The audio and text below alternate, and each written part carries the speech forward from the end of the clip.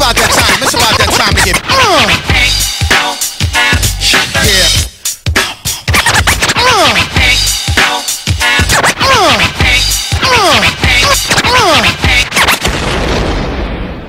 Button your lip, open your ears, strap on your thinking cap. Socially conscious talk that's entertaining with a dash of humor and the top sports stories of the week. It's time for Ain't No Half Steppin' with Marcus J. Sellers has Jordan. Jordan with 2 seconds to go. Puts it up and scores at the buzzer. Michael Jordan has won it for Chicago. Manning lobs it. Burris alone. Touchdown, New York. Down goes Frazier. Down goes Frazier. Down goes Frazier. He hits one deep to right center. That ball is out of here. The Yankees win the pennant. GlobalScaleRadio.net.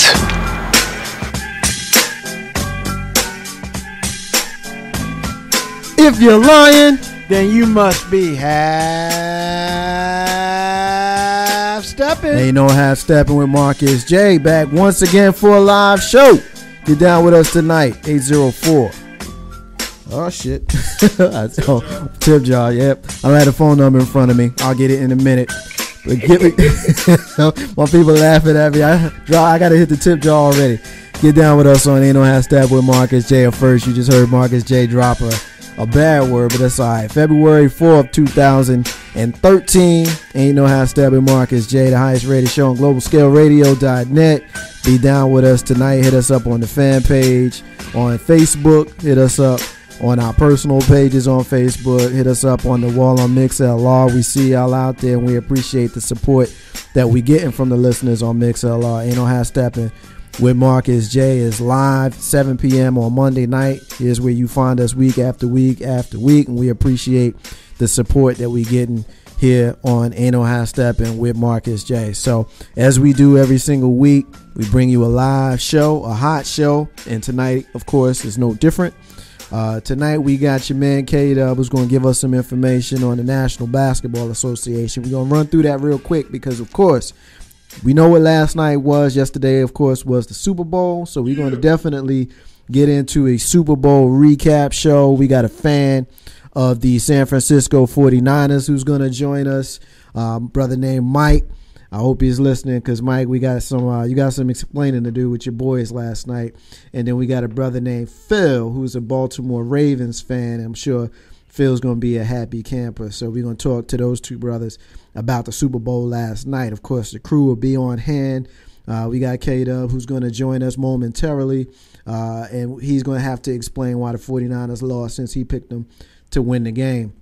We got a missing and/or exploited child that we're going to get into as well. And then Ain't No Half Stepping, Marcus J. is proud to introduce for the first time on our show an Emmy Award-winning person who's going to join us on Ain't No Half Stepping, Marcus J., an employee for Turner Broadcasting System, is going to join us. Brother by the name of Dawu Anyabwile, who is the creator and chief illustrator for Brother Man Comics, Brother Man Dictator of Discipline, a comic that has been in existence for well over 20 years. And we're very proud and happy to bring that comic to the listeners here on Ain't No Half Stepping with Marcus J.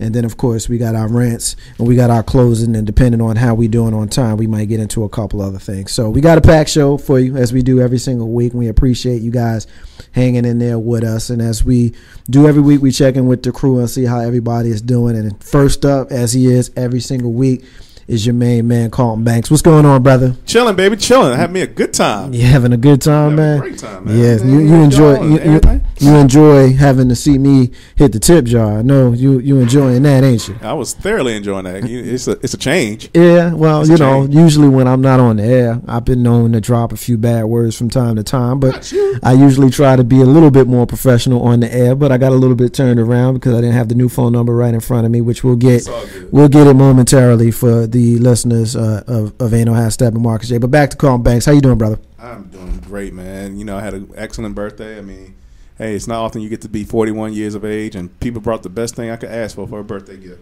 They bring money? No, they brought bacon. Whoa. Okay. They brought bacon, and that's what made you excited. That made me excited, bro. Yeah, you got some explaining to do, man. Why bringing bacon is what made you excited? Everything is better with bacon. You didn't know that? No, I didn't know that. Everything's better with bacon. Well, I'm glad to know that that's how you feel, even though I disagree. But it is what it is. I move around the room to my main man, Big Road. Yo. Big Road. Yo. What's up, man? Not much, man. It's chilling. You doing all right? Yeah, things are good. Just, long day at work. Yeah. A whole bunch of other stuff going on. No, I can dig it, man. But you have to wake up because we got a live show on Ain't No Half Step with Marcus J. We gotta bring it for our fans week after week. So you up for the challenge? Always. So how was the weekend? It was all right. I kind of watched the football game, then I fell asleep, then I watched it again. Did you watch the entire game? No. Oh my goodness, you guys are killing me. I'm sorry, apparently, it was one of the highest rated football games of all time. Matter of fact, I think they said it was the highest rated Super Bowl of all time, and you two knuckleheads didn't even finish the game. It is what it is. We're gonna move on because I don't want to talk to y'all no more. But I do want to talk to the man on the live line with us. It's time for the Kdub report, where we get into the National Basketball Association. What's going on, brother? I'm good. What's going on, y'all? We're doing fabulous, man. It's good to hear from you. We're going to jump right into it. Going around the league, let's start with Beantown. Boston Celtics on a little bit of a winning streak without their point guard who tore up his knee a little over a week ago. Celtics don't win 4 straight, man. What's going up there in Beantown? Are they inspired without having one of their best players? That's what it seems like at this particular point.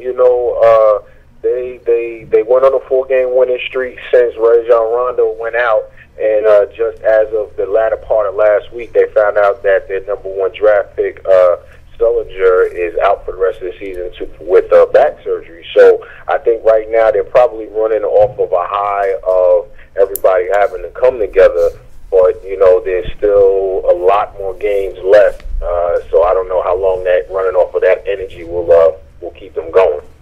What do you think about that team? I mean, are they a team that the rest of first of all, the Atlantic Division needs to worry about, and in a greater scale, the Eastern Conference? I mean, do we need to be worrying about Boston at all, whether they have Rondo or not? I know we talked a little bit about that last week, but this 4-game win streak, not while it's got me excited, it does, kind of pique my interest a little bit.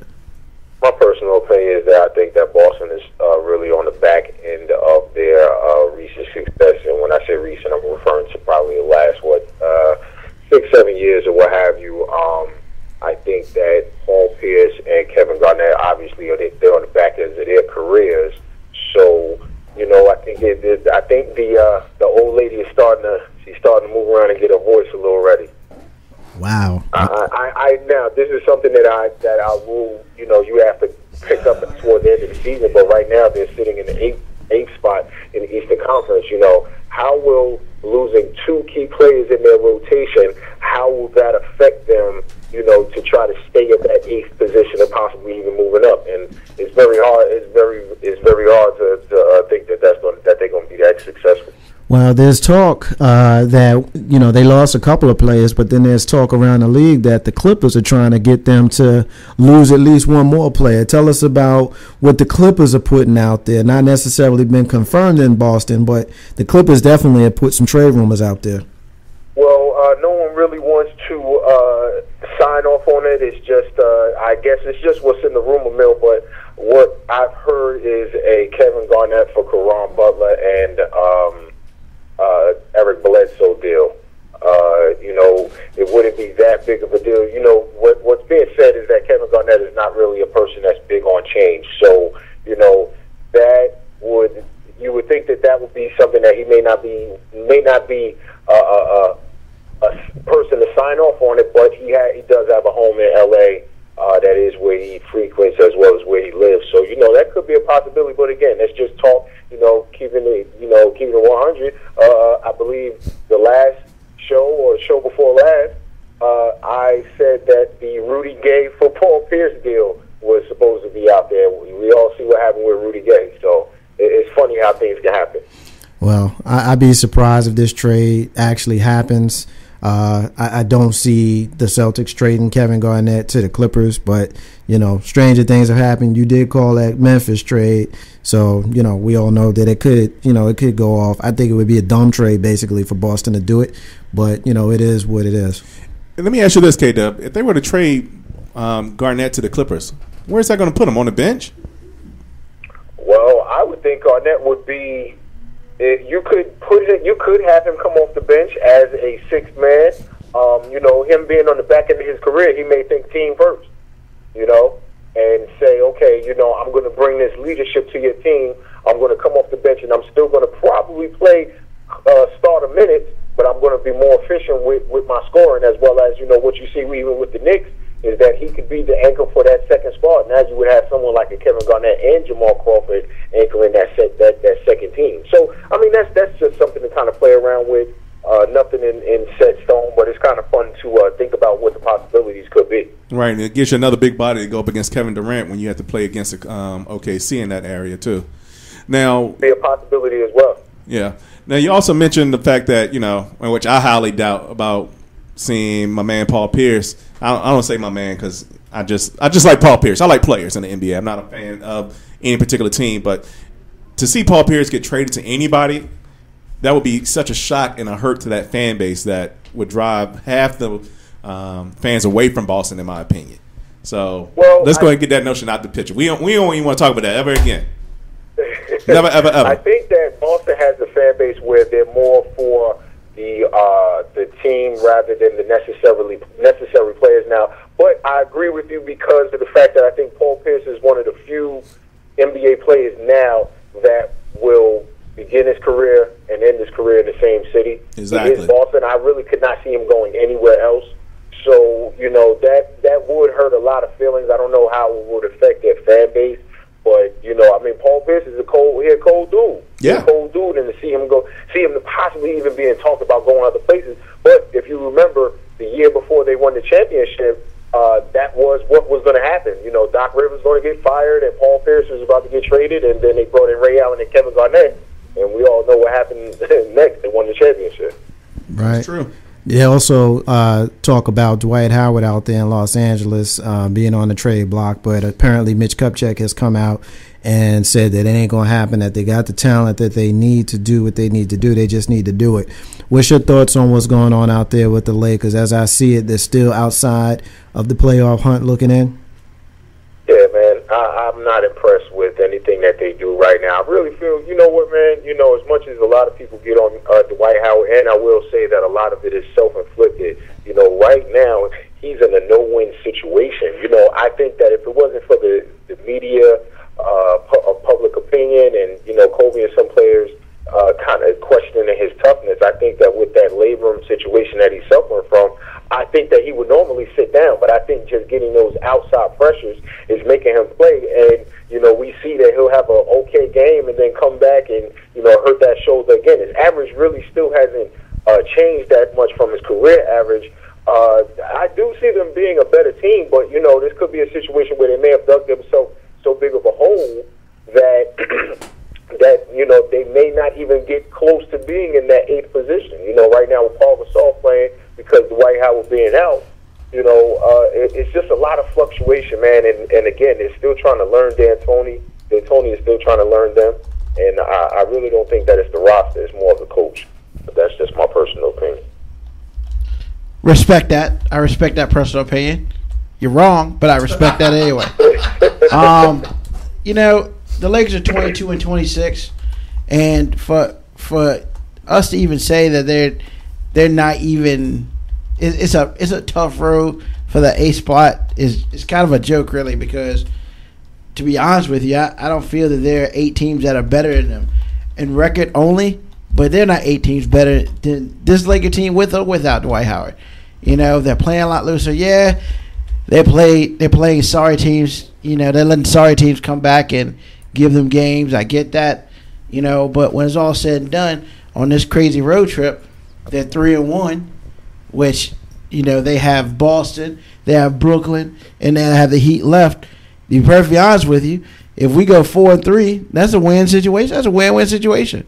We beat who we should have beat. You could actually go 0-3 for them the 3 games as well.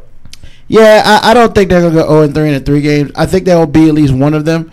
And I would be completely cool with that, because do I expect them to beat the Heat? No. Do I expect them to beat Boston? They should. And then you never know what's going to happen with the Brooklyn game because those guys are up or down. And, to be perfectly honest with you, I would almost rather Dwight sit out until the All-Star break, not playing the All-Star game, which he's still going to play in the All-Star game, which is insane to me, and then come back healthy and ready to work. Because to be perfectly honest with you, I think Dwight Howard is okay. I think he feels a need. However, I am not in belief of the coach. But D'Antoni has changed his system a little bit too to make it more free-flowing than it normally is. So I think at this point in time, everybody's trying to give a little something to get a little something. And the biggest one giving up anything is Kobe Bryant, averaging about 17 points a game and 10 assists in the last 4 games. I mean, I would never thought that he would be the main distributor, but realistically it makes sense. Real quick, Dub, because we know we're short on time. Yesterday, Miami Heat won a game against the Toronto Raptors, and they pretty much got their number. I think they're winning something like 10 in a row. I think they're winning something like 10 in a row against the Toronto Raptors. But that game was more significant because it was their 30th win with 14 defeats. That puts them ahead of the New York Knicks by a half game, which leads to what happened in Kdub? Basically, by that happening, it makes the head coach of the Miami Heat the All-Star coach for the All-Star game by beating out Mike Woodson for that particular position. Congrats to him doing that. Kind of bittersweet for Knicks fans. You would definitely like to see your coach go into the All-Star game as the All-Star coach, but from what I understand, Woodson is not really pressed about it. From what I understand, also he just wants to go fishing and kind of get away from the game for a minute. So I know it's probably a little bittersweet or what have you. I'm sure a little change in the pocket wouldn't have hurt or what have you, but that was the significance of Miami pulling out that game against Toronto. Real quick on the Knicks, played a game on Saturday, and I think there were a couple of records broken or pretty close to being broken or made. We talked, you and I, when we were watching this game. At one point, the Knicks had gotten up to as much as 50. I don't want to be the Knicks fan that's sounding the alarms that brings a championship to town just because you beat the Sacramento Kings, but it was a fun game to watch. It was a payback game for a lot of Knicks fans because of the way that they lost the game in Sacramento without Carmelo Anthony and I believe without Jason Kidd as well. So it was a little bit of a payback, but I mean, it got ridiculous. If anyone watched the game, the Knicks started out actually real slow. 13-3. Got it all the way up to about 13-3, 16-3. And at that particular point, I believe the Knicks went on a 46-6 run. Yeah. They just blew the doors off of Toronto. I mean, the game was over with by the second quarter, but the Knicks just opened up the floodgates on them and just went up to as much as 50. I mean, Carmelo Anthony actually got his streak of 20 games broken, 20 points scored broken because of the fact that he obviously scored under 20 points. But if anybody watched that game, he was more of a distributor that game, and he really didn't have to shoot a lot because the bench itself, and Marcus, you correct me if I'm wrong, I believe the bench scored 82 points. 82, 83, something like that, yeah. Yeah. Yeah, I mean, that is, some teams probably that night may not have scored 80-some points, and this is the Knicks bench. So, by the bench doing that, it took a lot of playing time away from the starters, allowed them to get rest. You got Amari Stoudemire, who actually has not missed a shot in 2 games. Yeah. That game he went 10 for 10 with a couple of blocks, a number of rebounds. So, it was a fun game to watch if you were, definitely if you were a Knicks fan. If you were a Sacramento fan, you probably turned it off by about at halftime. Yeah. Third quarter. It is what it is. Last question before I let you go, and then we're going to jump back and answer a question that Big Rube had a moment ago. We know you got to go, so we appreciate it. Real quick, there was some rumblings this week about certain teams, and I won't get into who they are. I don't really want to talk about who they are. it's more about the player and less about the teams. But there's some teams that are looking at Greg Oden as potentially being a free agent signing at some point in the next couple of weeks. What's your thoughts on the possibility of Greg Oden making his return to the National Basketball Association? Obviously he'll be going to a team that's a contender. I've heard Miami, I've heard Dallas, or they're on the cusp of being a contender. I'm not really sure about Dallas, how that will, their particular record. But I look at it like this: it's a plus for Greg Oden because you'll be going to a contender, you're going to probably a veteran-laden team, and also for the team that's getting him, it's basically you're not really losing anything. You're definitely getting a 7'2" big man that's not, if you look at his span of games that he has played, he's not a scrub. He'll get you boards. He'll get you some points in the paint. He'll get you some blocks.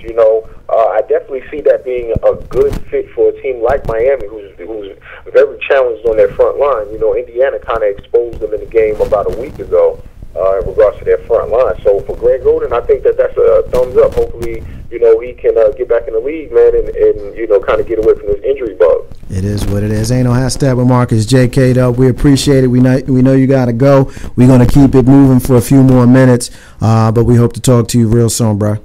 All right, now, peace and blessings, please. You got it, man. Peace. Ain't no hashtag with Marcus J. Real quick, Big Rube, you had asked a few minutes ago why anybody would care that Knicks head coach Mike Woodson was in contention along with Eric Spoelstra of the Miami Heat as to as to potentially coaching the Eastern Conference in the All-Star game. And the reason why you want that is if your coach is coaching in the All-Star game, that means that your team is the best team in your conference. And you always want to have a nice little lead going into the All-Star break, whether it be, a couple of games, a half game. I mean, that pretty much, shows that you had a good first half and you hope to continue it on.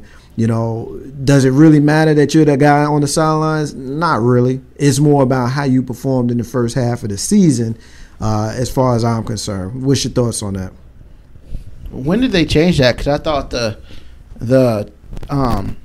two coaches who went to the finals last year. That's how it is in baseball. But in basketball, it's always the two coaches that are leading the conference. In baseball, it's the World Series manager who manages in the All-Star game the final year. But in baseball, but in basketball, it's the coaches who are leading their conferences. I mean, they get a bonus or something. Well, I would guess they get the same bonus that the All-Star players would get. I'm not specifically sure. I don't even know what they get. But I don't even think it's really, as you stated, it's not that big of a deal to have your coach there. But, it's more about the performance of your team and how your team has performed.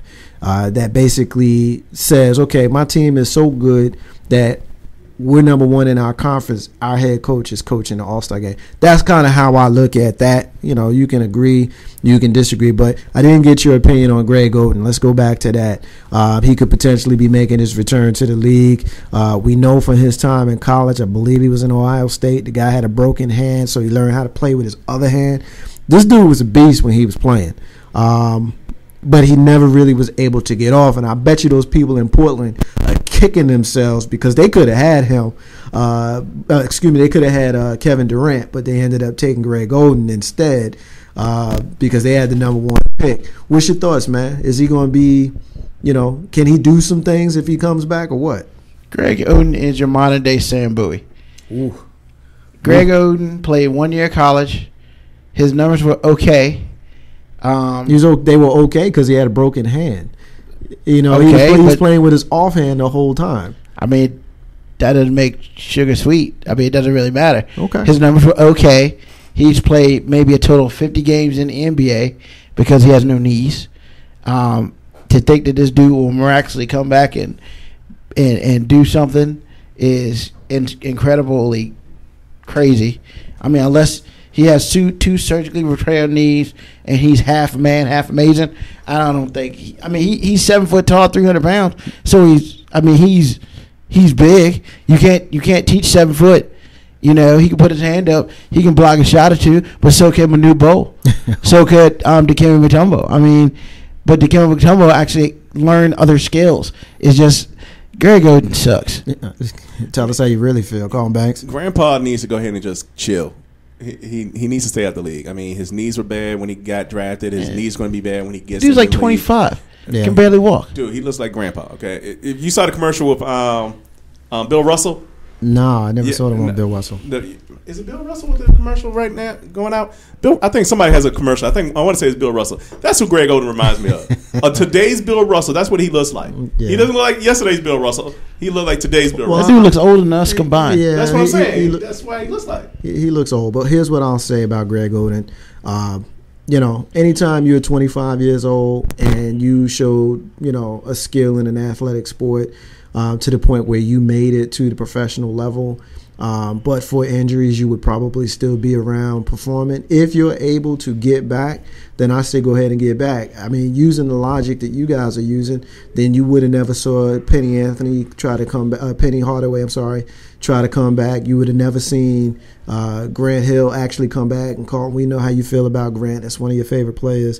Jason Kidd also tore up his knee. So these are players who earlier in their careers had issues with injuries, and had they done what y'all are suggesting, they would have packed it in, lived off the little bit of money that they had made at that point in their careers, and gone off into the sunset. I'm not a Greg Oden guy.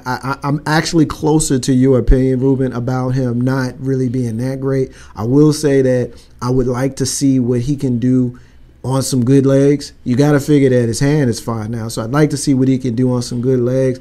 But there's a dearth of good big men in the National Basketball Association, which is the reason why someone like Dwight Howard gets so much accolades. I still think the guy's overrated. I thought he was overrated in Orlando. I think he's overrated in Los Angeles. I think the fact that he's averaging 17 and 10, while it's impressive, or 16 and 10, or whatever it is, while it's very impressive, I think it's fool's gold, because when you're 7 foot and nobody else in the league plays your position and you that big, yeah, you should get most of the rebounds and you should score most of the points. So if we get somebody like him that can potentially have a serviceable career, and I'm speaking of Greg Oden now, I think, hey, if he can make it back, then who are we to begrudge him trying at 25 years old? If somebody told you, Big Rube, you 25, but you can't do what you have been doing your whole life because you got an injury, how would you feel? Would you want to pack it in? I mean, I'm not saying that he shouldn't come back. I'm just saying he sucks. Okay. I mean, he hasn't proven. He didn't prove anything to me in college. He didn't prove anything to me in the 50 games he's played already. Well, he must have proven in college. He must have proven. Nah, I mean, he didn't do nothing in college. But he was the number one draft pick, except for he was the number one draft pick. Potential. Complete potential. Yeah, but he got drafted. He was drafted number one, so that must have mean he did something. Sam Bowie's number one too. Where he at? But he did something in college to get there. You just discredited his whole college career. He played 1 year. Doesn't matter. He played like 30 games. Tim Duncan played 4. He played 3. He played 4. He did. He did 4 years at Wake Forest. He played 4 years at Wake Forest. But where did he play? Don't talk college to me. You can't touch me at college. Where did he play before that? He played soccer. No, he was a swimmer. He played in high school. He played 2 years in high school. He played 4 years in college. Something says he played. Something in my memory says he was also an avid swimmer. You might be thinking of Patrick Ewing, who didn't pick up a lot of the foreign-born, Caribbean-born players didn't pick up on basketball until they were in their mid to late teens. But I understand where you both are coming from. I just happen to disagree with you on this one, Big Rube. I didn't think that he would be that great coming in, but. Again, the fact that he was the number one pick, I don't think we should discredit his college career. One and two, his 1 year of college. It doesn't matter. That's not a. What are you talking about? Discredit. That 1 year got him the number one pick. Who was number 2 that year? Kevin Durant. Exactly. Yeah. He was also a freshman, but he was way better, and he should have been number 1. Yeah, but obviously he wasn't, and he wasn't because you can't teach 7-1. That's why he wasn't. You can teach bad knees. Oh, when he did that. I mean, obviously we're not going to get anywhere on this one because this is one of them times where Big Rube is going to be irrational. Understand how our am I point irrational? because you understand where we're going, but you refuse to acknowledge it. Understand where you going? What? You discredited his whole college. His 1 year of college. Sure, I'll pee on it too. Ooh. I mean, his college career he wasn't that great at Ohio State. Look it up. Yeah, he wasn't that great. But again, he was number one because he was 7 foot tall, 300 pounds, and a lot of potential. Exactly. But he wasn't great in college. He wasn't great in high school. But that's what it takes, Ruben. What it takes potential. Ask Sam Bowie about that. And yeah, whatever. When he was in the league, when he was in the NBA, the little itty bitty time that he played, he wasn't terrible. He just wasn't. You sure? Yeah, I'm sure. Look it up. We can look it up. We'll look it up before the end of the show. Ask Achilles Smith. We'll look how good he was in college. We'll look it up before the end of the show. But same thing. Okay. Heisman Trophy winner, right?